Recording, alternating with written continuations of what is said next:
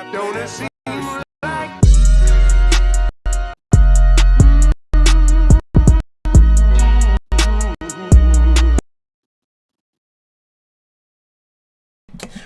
Welcome back to Manny's Talks, guys. Oh, I have to learn how to talk, though.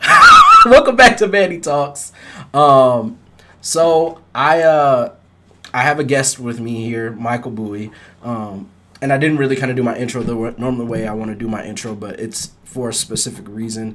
So for those who don't know, if you haven't been paying attention, Scott Hall, for those who are wrestling fans, passed away earlier this week. They kind of did a tribute to him on Monday Night Raw, but I'm sure they'll do like another tribute on SmackDown tonight. Scott Hall came into wrestling as Razor Ramon. Michael probably knew him as Razor Ramon because, he's that old. But I met Scott Hall during his NWO days. Michael, I'm going to let you have the floor to talk about Scott Hall and your fond memories of him. Did you say you met him during the NWA? No, I knew I got to know him as a wrestler during his NWO days. I was about to trip the... can I swear on your show? Yes, you can.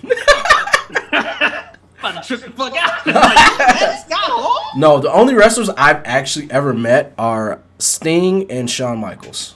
I'm still jealous. The only one I've ever met was Stone Cold Steve Austin. Yeah.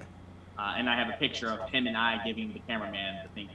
So. But the only reason I met Sting and Shawn Michaels, my mother never took me to a wrestling show, right? Was, for those who don't remember, there was a church in Detroit called Detroit World Outreach that did a wrestling promotion, and that was the only time Sting and Shawn Michaels had ever wrestled each other.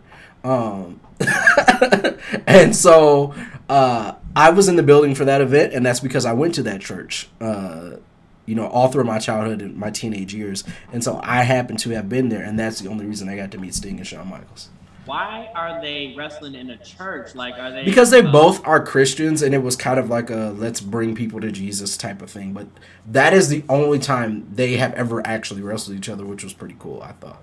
They fighting in the Lord's name, in the Lord's house. Yeah, and they weren't actually like wrestling each other. They ended up like wrestling these demons. You can look this up online. Look it up online. Type in Detroit World Outreach wrestling promotion. You could see it online. It was kind of crazy, and that's all I'm gonna say.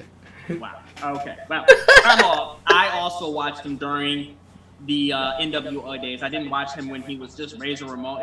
If I did, I don't really remember. You probably do because you're a lot older than me, Manny. But I'm not. But continue. But the thing is that I watched it during the NWO days.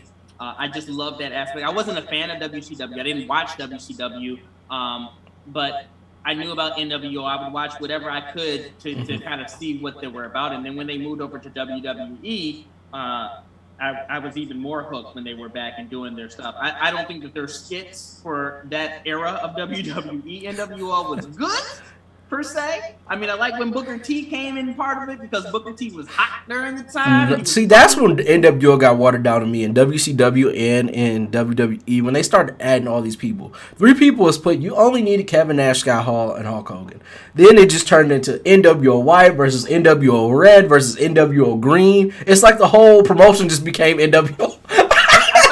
Happened in WCW. There was like 100 people, or am I thinking of Bullet Club? Like I thought no, that was WCW. Where there were like 100 people in NWO now. Well, it is what it is. I didn't start watching wrestling until I think it was when Austin won the Royal Rumble with McMahon in it, or maybe it was vice versa. It was maybe 1999. I don't really remember. But that was the first time I watched wrestling. A neighbor down the street was like, hey, dude. I got to do like a kid voice because we were kids. Hey, dude, you want to come over and watch wrestling? And I was like, dude, I'm not a loser. I'm not doing that. Not doing that. And then he was like, well, we're going to have food there. And I was like, what time does it start? And I was hooked ever since. I was like, this is actually pretty good. Like, this is Attitude Era, keep in mind. So this is amazing compared to now. So Razor Ramon, NWO, I don't want to take up too much time before you jump back in there, but I want to tell an NWO story that's kind of funny. I went to Eastern Michigan University. I'm on campus. I come out of Brown Munson Apartments. I'm walking down the street. I hear some guy say, "Hey, dude, nice shirt." I have on my NWO shirt. Okay, I should have wore it today, but still, I'm a big fan of Sailor Moon, so it doesn't matter. But I should have wore that. But I'm wearing the NWO shirt. Some guy screams across the street, "Hey, dude, nice shirt." And I was like, "Oh, yeah, thanks." And I keep walking. And I do almost a double take after like 5 seconds of processing this. And I turned around. I said, "Holy shit, you're Zach Gowen. You just got destroyed like 3 weeks ago by Brock Lesnar. Like, this is like his last time that you saw when he got ate alive by Brock Lesnar." So that was just like the NWO. Like, you can tell that even somebody that's in the WWE at that time is also a big fan that he had to call it out. And I go over and I get his autograph and everything. I'm like, "Dude, what are you doing here? This is Eastern. You're a wrestler. Like, what's going on?" He's like, "Oh, yeah, I'm going to school here now, blah, blah, blah, whatever." But it was a great moment. Yeah, and just to talk about Scott Hall briefly, you know, he helped revolutionize the business of wrestling. You can't say that he didn't. He was a part of probably the one of, if not the most iconic wrestling group ever, you know. DX, NWO, you know, some people who are older like Michael out there might say the Four Horsemen, but yeah, you know, he was one of the members of one of the most iconic groups ever. And he was a part of one of the most iconic ladder matches ever with Shawn Michaels, the first ever ladder match. And he won that match. So, you know, he has a legacy in wrestling that should definitely be honored. He's done a lot to move the business forward. And I'm sure he's inspired a lot of people. I saw a quote by The Rock, and I'll let you respond to this, but The Rock was saying that one of the people he studied was Scott Hall. So, you know, he's inspired a lot of people, and, you know, he definitely deserves his respect and his flowers. It's unfortunate that we're doing it while he's gone. When he's gone, we should have. She got a lot of flowers while he was alive too, but even more so now, you know.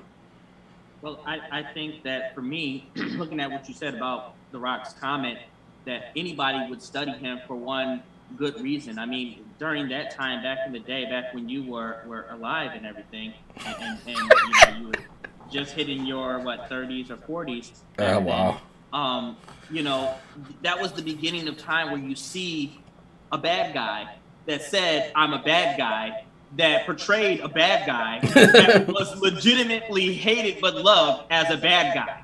Yeah. I mean, he epitomized, and for me, I love, and you know this, I love all the villains. I love bad guys. I love that mentality. I know it was a couple of shows years ago when I went to a show here in Detroit, and Vicky Guerrero comes out, and this is at a point where everyone hates her. Everyone's booing her. I'm the one fucking person in the entire arena like, "Vicky! Everyone shut up. She's talking. She said quiet." Like I love villains. So like Scott Hall, he was that person too. Amongst the masses of greatness like Hulk Hogan and Kevin Nash, to come out there and be bad guys that we all love. We love when their music hit. That was kind of another thing. I mean, for many of people, their intro, their music, and their Titantron stuff, how they come to the ring, all of that is important. I mean, I look at Edge, who currently, if anybody follows wrestling, he just got new music. Fucking terrible. Compared to his old music. So it's not. I'm sorry. Just to finish that thought, when you heard that static before, I mean, you did it. You did the Scott Hall. You did everything that they did. The toothpick. It was just pure genius in terms of a villain that was like in comparison to like Stone Cold Steve Austin. Yeah, I don't know what's going on with the music nowadays, but it's absolute garbage. They let the guy go who did music back in the day. He even did the music during Edge and John Cena's, you know, he did that music during that whole tenure. And they let that guy go, and WWE, you need to bring him back because this new music, it ain't it. It's not it. It sounds like the free music you can get off of YouTube. I'm gonna type in royalty free. Edge's music came up. So yeah, this ain't it. But yes, just, you know, saying one final thing about Scott Hall. Definitely influential. Like you were saying, I could totally agree with that music and the static and the screen going black and white. too. Like the visual effects on that that was cool. And he did something that he will be remembered for forever. And again, like I said, just touched wrestling in a way that not all wrestlers get to do. You know, there are a lot of special talents out there that don't get to touch wrestling in the way that he touched wrestling. So, you know, thank you for the entertainment that you gave me as a child. You know, to his family, I am very sorry for your loss. Our thoughts and prayers are definitely with you as you go through your grieving process. And, you know, thank you for sharing your father or your husband or your son with us. We truly appreciate it. I have such a huge regret not watching him during those earlier years and everything else because I'm so young and I wasn't alive during that time. But like you were. But the fact of the matter is, it's a huge regret because you see so many people that were in their prime come back and do their thing, like a Sting, Shawn Michaels.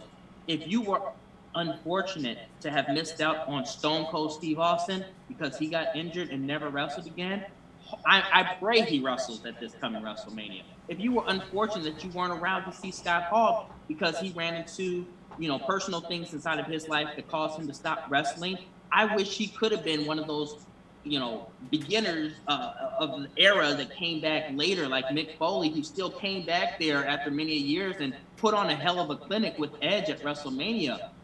Some of those people, I mean, if you didn't, and I know that you said that you can go and view it, so if you have Peacock, I would go back and watch some of those iconic matches and kind of relive those moments if you missed out on them, like I did for Razor Ramon, because you saw NWO but didn't really know what they were about.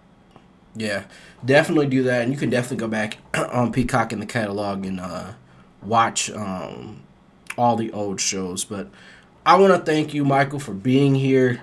We definitely want to say rest in peace to Scott Hall. Again, our thoughts and prayers are with his family.